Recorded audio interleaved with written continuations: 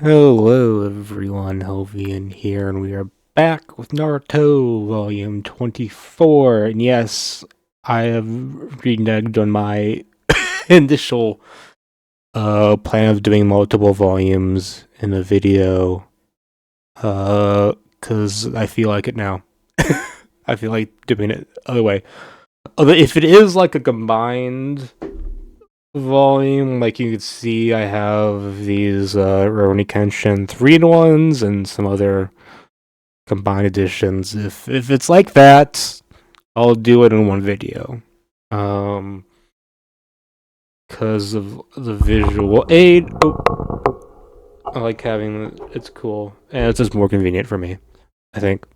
But yeah, Naruto Volume 24. It's good. We're finishing up the Sound 4 fights. Everyone's in a bind. Shikamaru, Naruto, uh, and Kiba are all having trouble against their opponents. Well, it's Sound 4 plus, well, it's Sound 5 with Kimimaro, but then the other two are, the first two were defeated by Choji and Neji. Um, but then we have reinforcements. First off, Lee has come in. The surgery was a success. But already he's back to help out the fight. Now, he doesn't he doesn't really do much. Like he kind of buys time for Naruto to go on ahead, and he doesn't really do much. He doesn't open a gate. He just kind of uses his basic moves. Um, but the big thing we see here is the drunken fist. Although, if you're reading this volume, it's called the Potion Punch. What the hell, Potion Punch? You can't. Why can't they say alcohol? Is it because isn't there like a law or something that says you can't show minors drinking alcohol? But was that like in Japan, or because in the U.S. we're a freedom country? So if it was omitted in the like for Japanese release, they should have. I know the anime was Drunken Fist, right? Um, Everyone knows it's a Drunken Fist. Uh, should be Drunken Fist. I don't approve of the Potion Punch. It's lame. Um, but yeah, he's good at fighting with it. Um, I mean, he doesn't really do much. Like he doesn't really gain an upper hand. With it, he could. Well, I don't know. He kind of leads Kimimaro to use his bone abilities a bit more creatively. And that's kind of cool to see from Kimimaro. Um, but like it doesn't like it's more like a cool thing to throw in. I don't mind seeing it, but I just don't know. I just don't think he really needed. I don't know what point this serves outside of being a cool. Well, okay, maybe it doesn't need a point. Maybe it just be cool. But yeah, he doesn't use gates or lotuses or anything. Before, um, everyone's in a bind. Everyone's about to die. Then now the sand shows up. The sand siblings, Gaara, Kankuro, and Tamari are here. Now Gaara's gonna take over that fight. I like how Lee mentions he doesn't hold a grudge for what Gaara did in their fight. That's cool because you know there might you expect there might be tension when they're interact now, but yeah, they owe a great debt to Konoha for, well, maybe Naruto, just Naruto, but they kind of say Konoha. But you when Gaara says I owe Konoha a great debt, you see in the panel of the thought bubble or the speech bubble that says great debt, you see Naruto. So yeah, you know what's up. You know what's up. Uh, uh, and yeah, these fights, honestly, they become a lot less interesting. Well, two of them become less interesting. After the Sanso up, Gaara's becomes more, or Kiyomaru's fight becomes more interesting. Um, but Tamari, she just shows up and just obliterates, knocks the entire force down to defeat Tayuya. She does show like a weasel summon, which is cool. Um, but like as far as tactics go, it's just kind of okay. Well, you just destroyed everything. Okay, cool. Um, Kankuro just has he has puppets, and he just uses the puppets to defeat Sasori, or not Sasori. uh, he's not that great. Uh,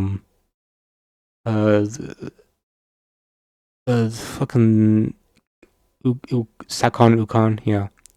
The Eye Maiden's cool, but yeah, they're just these two moments are just they're these two both Kankuro's moments here and Tamari's are just as kind of power showcases rather than like having interesting like combat strategy or anything. But again, they are cool, so don't want to underscore that.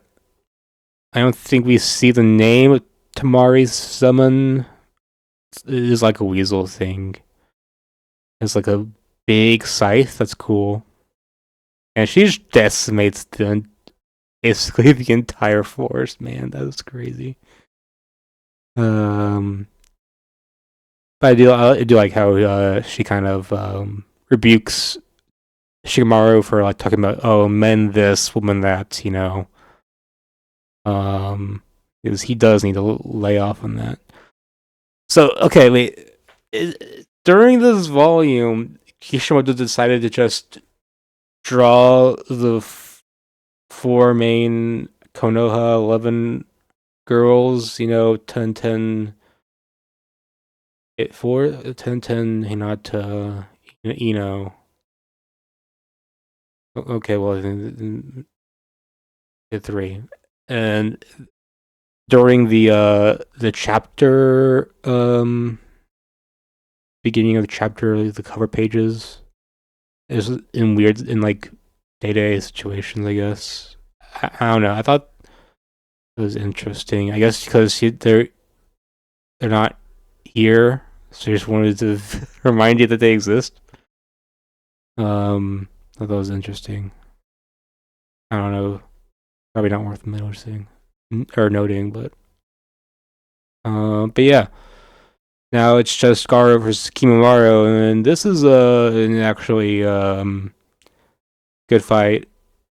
Um, Mostly because I think how it explores Kimimara's character, how that relates to Gaara, and Naruto. Like Gaara says that Kimimaro his past reminds him of Naruto. I'm not sure. I'm not sure how much that's true. I mean, Kimimaro is definitely very motivated to in like a to serve or motivated to his cause. But I'm reminded more of Haku. because I think this character kind of lends itself to the exploring the nature of shinobi as like tools for I guess they're higher ups or whatever. Um, and for Kimimaro that would be Orochimaru. Um, Kimimaro is a tool for Orochimaru. But Gaara says, "Oh, you were brainwashed by Orochimaru." Um, but really, he's just a shinobi. Really, that's obeying his orders. Like, is it really that different than Gaara obeying his orders to um help out the Leaf Village? Because they said, oh, we don't hold any grudges against Konoha for what we did. It wasn't any personal. We just were ordered to invade the Leaf during the Konoha Crush. So when they recognize that, hey, it's not really brainwashing, he's just doing the work. But of course, I don't say there isn't a level of brainwashing because Kimimaro definitely went like above and beyond for what you would expect. Uh, Shinobi to do.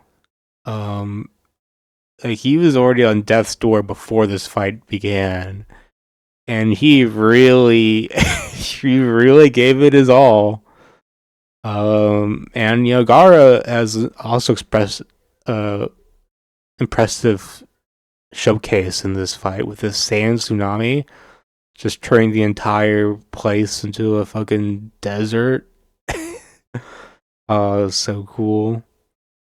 Um, and then he just Kimaro turning his fucking body into like a bony dinosaur ass fucking thing. It was great. And he took out his he took out his spinal cord, his spine, to attack with. What the hell? He's so metal. Uh, and he has a nice. I like the look of Gaara's Shikaku shield. It's very nice too. Uh, yeah, we learned that he's from the Kaguya clan. Yeah, the Kaguya clan. Relationship. From what I know, sort of, but like this is not Kishimoto's foreshadowing at all. uh, it is not that. But yeah, apparently he's the last of the Kaguya clan with this bone jutsu Kekai Genkai. Um, yeah.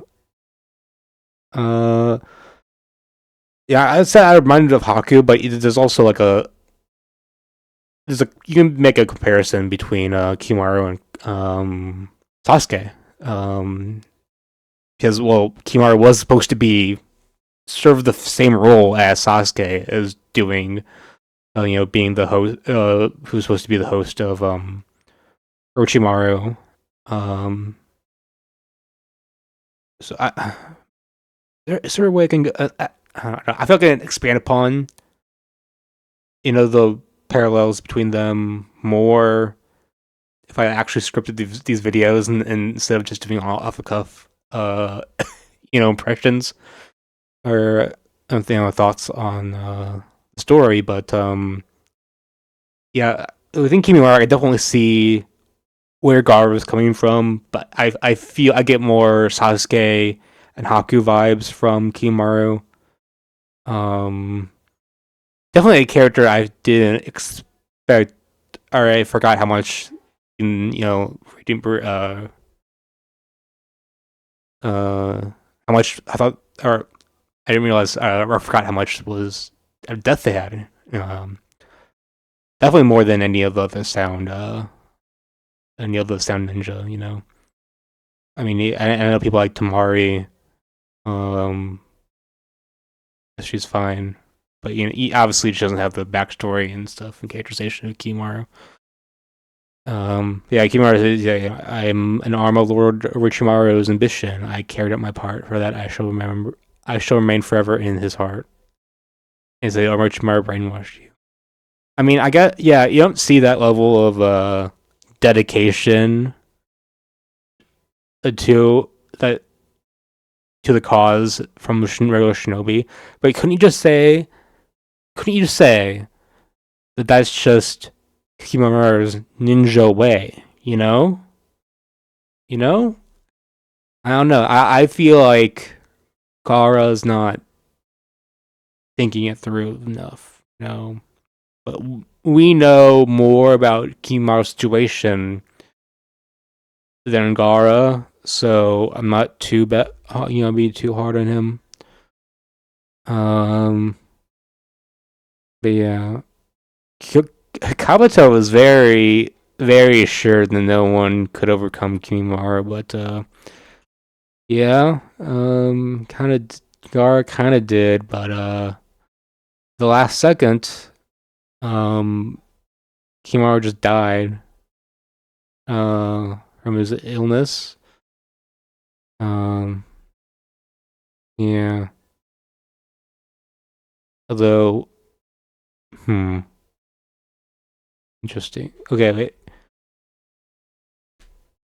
Okay, so I don't think it's really explained how Kimimaro does this final attack. Like he just was able to merge with the bone itself and then come out of it. It's very strange, Shitsu. Um, but I guess that's how it works, from what we see. Um, but yeah, Gar does have a good line. Um, at the end here. When he's talking to Lee says, "I can't see how anyone could think someone as bad as Orochimaru, was so precious." And Gaara was like, "I disagree. Even if you know he's evil, you just can't overcome your own solitude." So I think that it was a solitude of Kimimaro, being last of his clan, acceptance by Orochimaru that led him to that. And you can say something similar with Haku. Like Haku just had Zabuza. Even if Zabuza wasn't a great guy, at least he had him. That's great. And that's no coincidence that after that line, the next page, you see Naruto shout for Sasuke, and then after that, we see just Naruto standing on the Hashirama statue, Sasuke standing on the Madara statue, Sasuke looking away from Naruto. Oh, it's so great! The next volume's gonna be so good. Oh my god. Uh, we're in for a treat. These next two volumes. Uh, certain where we are in the three volumes and into Shippuden, really. Oh yeah, I think yeah, that's mostly what I want to say about Naruto. Volume 24. Good stuff. Good stuff. It's only gonna get better from here. So yeah, until next time, like, comment, subscribe, and I'll see you guys later. Have a good one.